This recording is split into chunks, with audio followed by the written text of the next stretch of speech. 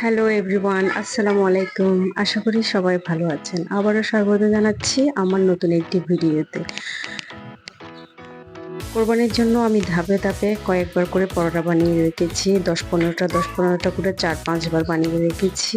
Frozen করে রেখেছি। ভাবলাম লাস্টের বারেরটা আপনাদের সাথে শেয়ার করি। সাথে আমি ৪ ধরনের ৪ শেপের পরোটা দিয়ে গোল পরোটা বা চারকোনা পরোটা বানিয়েছি, সেটাও আপনাদের সাথে শেয়ার করলাম। যদি ভালো লেগে থাকে অবশ্যই কমেন্টস করে জানাবেন, আর হ্যাঁ, আমার চ্যানেলটিকে সাবস্ক্রাইব করবেন।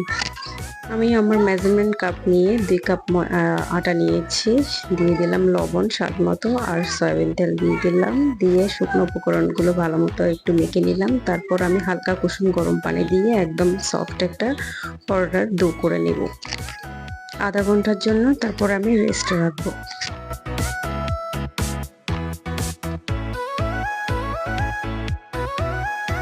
এখানে একটা বাটিতে আমি হাফ বাটি তেল নিয়েছি, সাথে দিয়ে দিব ২ চামচ পরিমাণ আটা। এটা গোলাবো পরোটা বানানোর জন্য আমার কাজে লাগবে। এটা দিলে পরোটাটা অনেক সফট হয়, ভিতরে অনেক ফুলকো ফুলকো হয়, লেয়ারগুলো সুন্দর করে ভাজার সময় ফুলে ওঠে।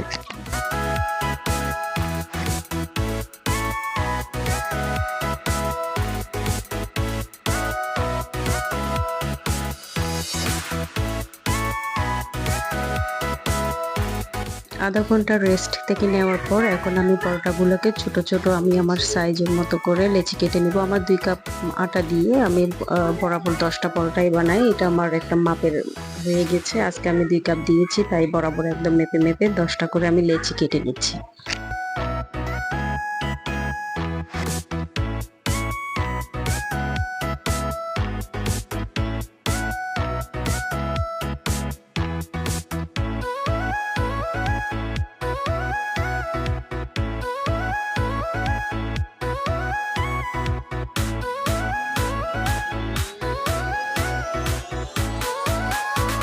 গোল পরোটা বানানোটা অত বেশি ইজি লাগে না সবার কাছে। সবার কাছে চারকোনা পরোটাটাই সবার কাছে বেশি পছন্দ। খুব তাড়াতাড়ি হয়ে যায়, বাট গোল পরোটাটা একটু কম বানাইতে চাই ঘরের মধ্যে। সো আমি আজকে গোল পরোটা বানাবো। সাথে আমি কিভাবে ২ ধরনের ৩ ধরনের করে ভাঁজ করে রাখবো সেটাও দেখাচ্ছি। ফার্স্টের ধাপটাই আমি সবসময় বেশিরভাগ ফলো করি। এটাতে খুব ইজি হয়। এজন্য আমি এটা দিয়েই সবসময় পরোটা বানাই। পরোটার এই ভাঁজটা সবচেয়ে ইজি, একদম কোনো ধরনের শেপ ছাড়া আমি পাতলা করে একটা রুটি বেলে নিয়েছি। দিয়ে দিচ্ছি তেল আর আটার মিশ্রণটা দিয়ে ভালো মতো উপর দিয়ে ছড়াই দিয়ে সামান্য পরিমাণ শুকনো আটা আবার মিশিয়ে দিব। তারপর একটা টান দিয়ে একটু গোল করে বটি দিলে একটা শেপটা হয়ে যায়।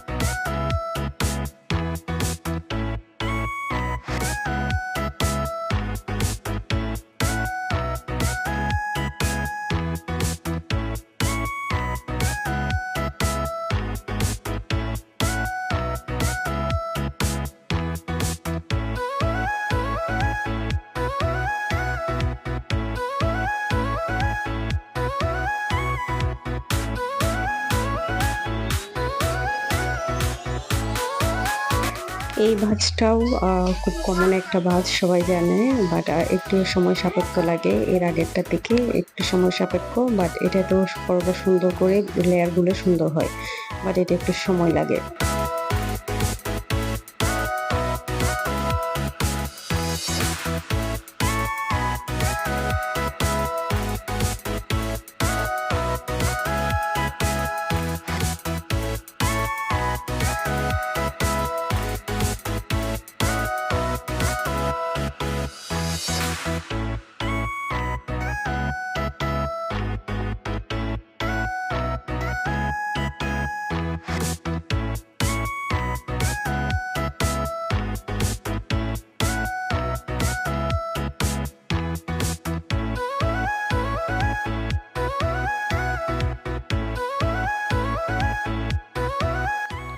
এটা তো সবার অনেক সবাই এটাই কম বেশি আমরা সবাই এটা করি খুব তাড়াতাড়ি হয়ে যাওয়ার জন্য। রুটি বেলতেও সুবিধা, ভাজটা দিতেও অনেক সুবিধা।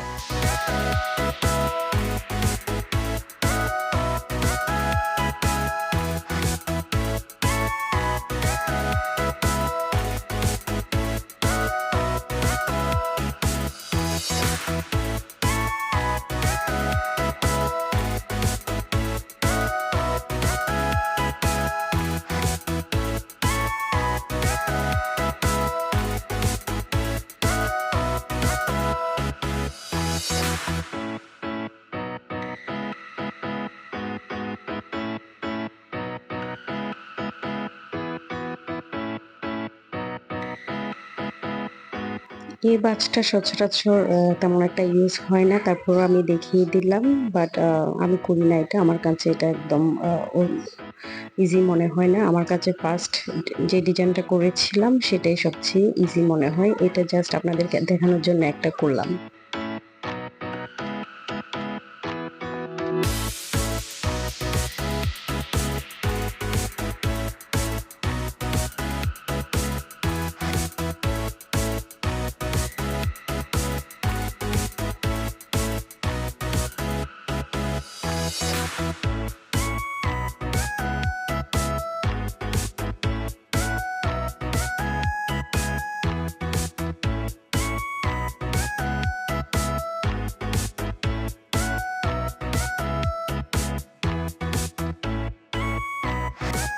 সবগুলো পরোটা আমার ভাজ দেওয়া শেষ। এখন আমি একে একে একটু ঢেলে নিয়ে হালকা হালকা ছেঁকে রাখবো, যেহেতু আমি ফ্রিজে রাখবো, যার কারণে আমি হালকা ছেঁকে দেন ফ্রিজে রেখে দিব।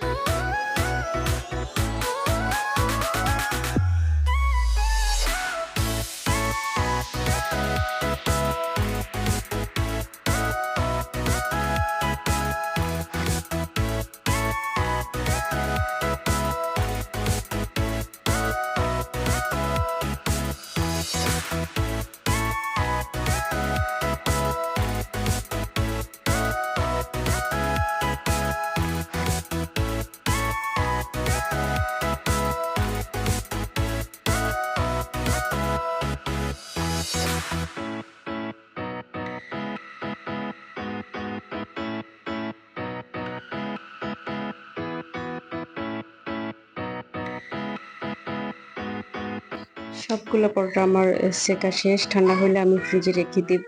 আমি পরে ফ্রিজ থেকে বের করে এই যে ছেঁকে নিচ্ছি। আমার পরোটা মাশাআল্লাহ অনেক সুন্দর হয়েছে। একদম ফুলা ফুলা হয় সবগুলো পরোটা। খেতেও কিন্তু একদম সফট লাগে। এভাবেই আমি রেগুলার পরোটা বানিয়ে থাকি বাসার জন্য। এখনো কোরবানির জন্য আমি অলরেডি অনেকগুলা প্রায় 25-30 টার মতো আমি ফ্রোজেন করে রেখে দিয়েছি। আজকে সহ প্রায় 40টা-50টা হবে। এই ছিল আজকে আমার ভিডিও। কেমন লেগেছে অবশ্যই কমেন্টস করে জানাবেন। সবাই আমার চ্যানেলটিকে সাবস্ক্রাইব করবেন। সবাই ভালো থাকবেন। আল্লাহ হাফেজ।